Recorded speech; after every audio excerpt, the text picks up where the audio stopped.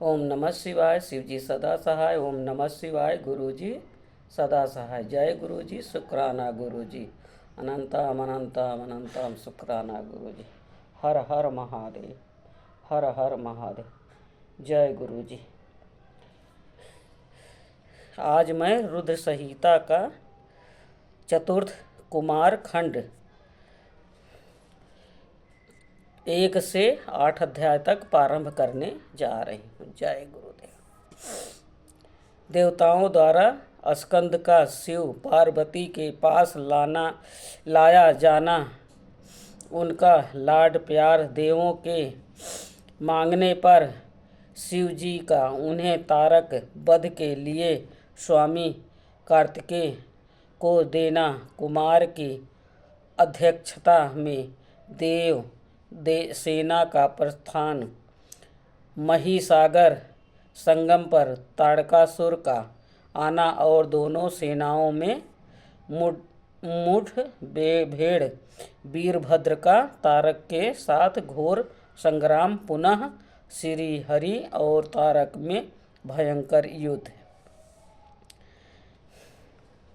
वंदना करने से जिनका मन प्रसन्न हो जाता है, जिन्हें प्रेम अत्यंत प्यारा है, जो प्रेम प्रदान करने वाले पुण्यानंदमय भक्तों की अभिलाषा पूर्ण करने वाले संपूर्ण ऐश्वर्यों के एकमात्र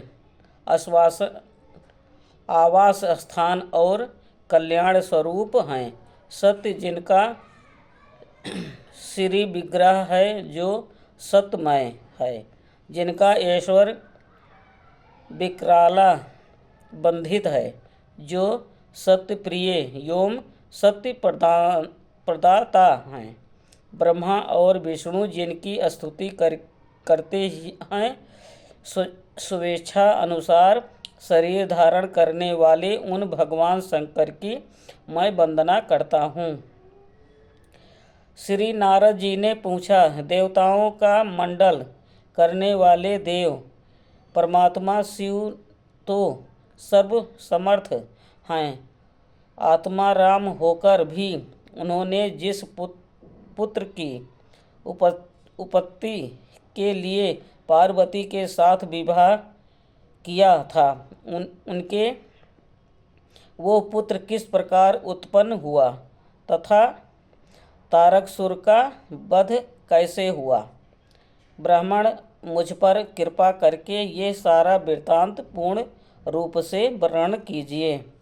इसके उत्तर में ब्रह्मा जी ने कथा प्रसंग सुनाकर कुमार के गंगा से उत्पन्न होने तथा कृति का आदि 6 स्त्रियों के द्वारा उनके पाले जाने, उन 6 की संतुष्ट के लिए उनके 6 मुख धारण करने और कृतिकाओं के द्वारा पाले जाने के कारण उनका कार्तिकेय नाम होने की बात कही।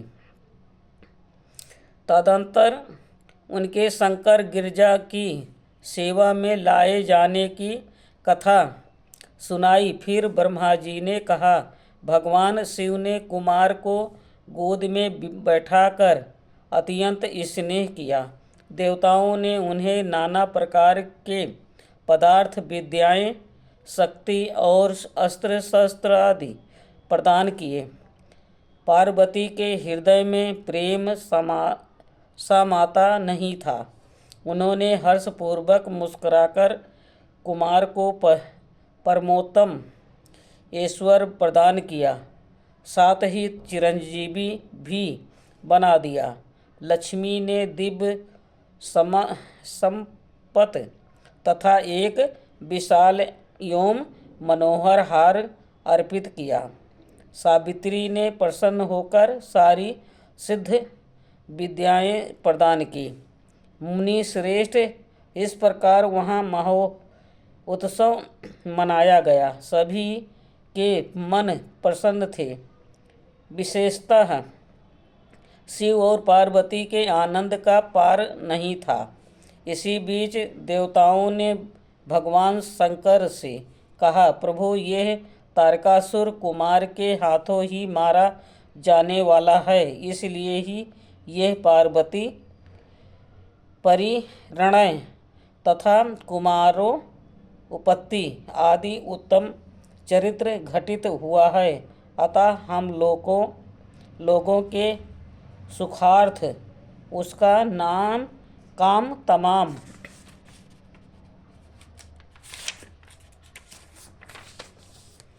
करने के हेतु कुमार को आज्ञा दीजिए। हम लोग आज ही अस्त्र शस्त्र से सुसज्जित होकर तारक को मारने के लिए रण यात्रा करेंगे। ब्रह्मा जी कहते हैं, मुने ये सुनकर भगवान शंकर का हृदय दयार्द हो गया।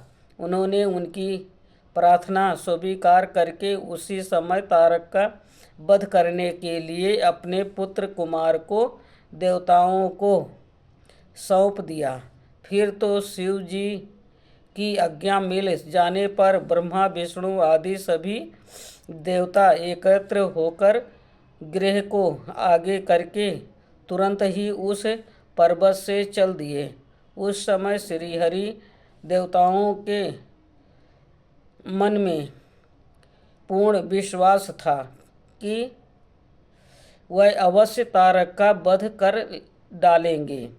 वह भगवान शंकर के तेज से भावित हो कुमार के सेनापतित्व में तारक का संहार करने के लिए रण क्षेत्र में आए। उधर महाबली तारक के ने जब देवताओं के इस योग को सुना, तब वह भी एक विशाल सेना के साथ देवों से युद्ध करने के लिए तत्काल ही चल पड़ा। उसकी उस विशाल वाहिनी को आती देख देवताओं को परम विस्मय हुआ। फिर तो वे बलपूर्वक बारंबार सिंहनाद करने लगे। उसी समय तुरंत ही भगवान शंकर की प्रेरणा से विष्णु आदि संपूर्ण देवताओं के प्रति आकाशवाणी हुई। आकाशवाणी ने कहा, देवगण, तुम लोग जो कुमार के अधिनायक तत्व में युद्ध करने के लिए उद्यत हुए हो, इससे तुम संग्राम में दैत्यों को जीत कर विजयी होगे। ब्रह्मा जी कहते हैं, मुने उस आकाश वाणी को सुनकर सभी देवताओं का उत्साह बढ़ गया। उनका भय जाता रहा और वे वीरोचित गर्जना करने लगे। उनकी युद्ध कामना बलवती हो उठी और वह सब के सब कुमार को अग्रणी बनाकर बड़ी उतावली के साथ महिसागर संगम को गए।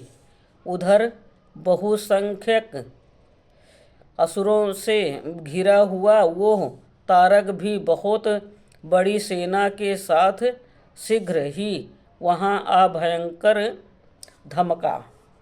जहां वह सभी देवता खड़े थे, उस असुर के आगमन काल में प्रलयकालीन मेघों के समान गर्जना करने वाली रणभेरियाँ तथा अन्यायन कर्कश शब्द करने वाले रणवाद बज रहे थे। उस समय तारक के साथ आने वाले दैत्य ताल ठोंकते हुए गर्जना कर रहे थे। उनके पदाघात से पृथ्वी कांप उठती थी। उस अत्यंत भयंकर कोलाहल को सुनकर भी सभी देवता निर्भय ही बने रहे। वह एक साथ मिलकर तारक से लोहा लेने के लिए डटकर खड़े हो गए। उस समय देवराज इंद्र कुमार को गजराज पर बैठाकर सबसे आगे खड़े हुए। वह लोकपालों से घिरे हुए थे और उनके साथ देवताओं की बहती सेना थी। तत्पश्चात कुमार ने उस गजराज को तो महेंद्र को ही दे दिया और वह स्वयं एक ऐसे विमान पर आरूढ़ हुए जो परमाचार्य जनक तथा नाना प्रकार के रत्नों से सुशोभित था। उस समय उस विमान पर सवार होने से सर्वगुण संपन्न महायशस्वी शंकर पुत्र कुमार उत्कृष्ट शोभा से संयुक्त होकर सुशोभित हो रहे थे। उन पर परम प्रकाशमान चंवर डुलाए जा रहे थे।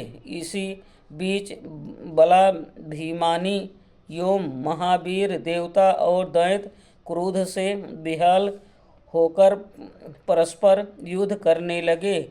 उस समय देवताओं और दैत्यों में बड़ा घमासान युद्ध हुआ। क्षण भर में ही सारी रणभूमि रूढ़ मुंडों से व्याप्त हो गई।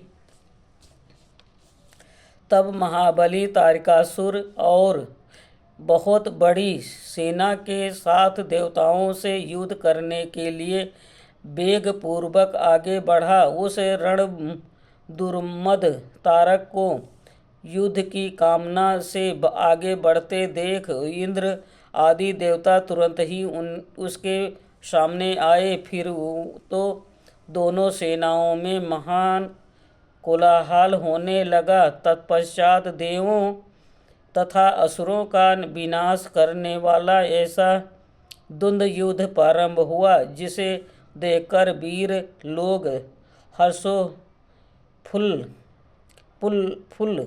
हो गए और कार्यों के मन में भय समा गया। इसी समय वीरभद्र कुपित होकर महाबली परमार्थ गणों के साथ वीराभिमानी तारक के समीप आ पहुँचे। वह बलवान गणनायक भगवान शिव के कोप से उत्पन्न हुए थे। अतः समस्त देवताओं को पीछे करके युद्ध की अभिलाषा से तारक के सन्मुख डट गए। उस समय परमथ गणों तथा सारे असुरों के मन में परमोल्लास था। अतः वह उस महासमर में परस्पर गुथ होकर जूझने लगे। तदंतर वीरभद्र से तारक का भयंकर युद्ध हुआ। इसी बीच असुरों की सेना रण से विमुख हो भाग चली। इस प्रकार अपनी सेना को तितर बितर हुई देख उसका नायक तारकासुर क्रोध से भर गया और 10,000 भुजाएं धारण करने के सिंह पर सवार हो देवगणों को मार डालने के लिए वेगपूर्वक उनकी ओर झपटा। वो युद्ध के मुहाने पर देवों तथा परमथ गणों को मार मार कर गिराने लगा। तब परमथ गणों के नेता महाबली वीरभद्र उसके उस कर्म को देखकर उसका वध करने के लिए अत्यंत कुपित हो उठे। फिर तो उन्होंने भगवान शिव के चरण कमल का ध्यान करके एक ऐसा श्रेष्ठ त्रिशूल हाथ में लिया जिसके तेज से सारी दिशाएं और आकाश प्रकाशित हो उठे। इसी अवसर पर महान कौतुक प्रदर्शन करने वाले स्वामी कार्तिकेय ने तुरंत ही वीर बाहु द्वारा कहला कर उस युद्ध को रोक दिया। तब स्वामी की आज्ञा से वीरभद्र उस युद्ध से हट गए। यह देखकर असुर सेनापति महावीर तारक कुपित हो उठा। वो युद्ध कुशल तथा नाना प्रकार के अस्त्रों का जानकार था, अतः देवताओं को ललकार ललकार कर उन पर बाणों की वृष्टि करने लगा। उस समय बलवानों में श्रेष्ठ असुर राज तारक ने ऐसा महान कर्म किया कि सारे देवता मिलकर भी उसका सामना न कर सके।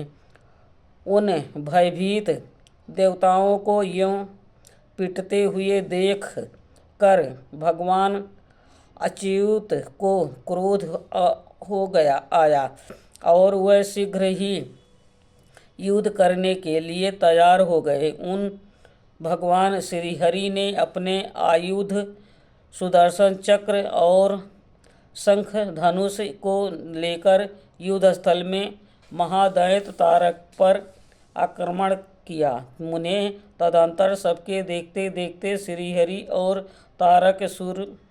तारकासुर में अत्यंत भयंकर एवं रोमांचकारी महायुद्ध छिड़ गया। इसी बीच अच्युत ने कुपित होकर महान सिंहनाद किया और धंधकती हुई ज्वालाओं के से प्रकाश वाले अपने चक्र को उठाया। फिर तो श्रीहरि ने उसी चक्र से दैत्यराज तारक का पर प्रहार किया। उसकी चोट से अत्यंत व्याधित होकर वो असुर पृथ्वी पर गिर पड़ा, परंतु वो असुर नायक तारक अत्यंत बलवान था, अतः तुरंत ही उठकर उस दैत्य राज ने अपनी शक्ति से चक्र के टुकड़े टुकड़े कर दिए। मुने भगवान विष्णु और तारकासुर दोनों बलवान थे और दोनों में अगाध बल था, अतः युद्ध स्थल में वह परस्पर जूझने लगे। आज का प्रथम अध्याय रुद्र संहिता का कुमारखंड 1 से 8 अध्याय तक संपूर्ण हुआ। ओम नमः शिवाय। शिव जी सदा सहाय। ओम नमः शिवाय। गुरु जी सदा सहाय। जय गुरु जी। शुक्राना गुरु जी। अनंतम अनंतम अनंतम शुक्राना गुरु जी। हर हर महादेव। हर हर महादेव। जो शिव पुराण पढ़ने में भूल चूक हुई हो माफ़ करना गुरु जी, माफ़ करना।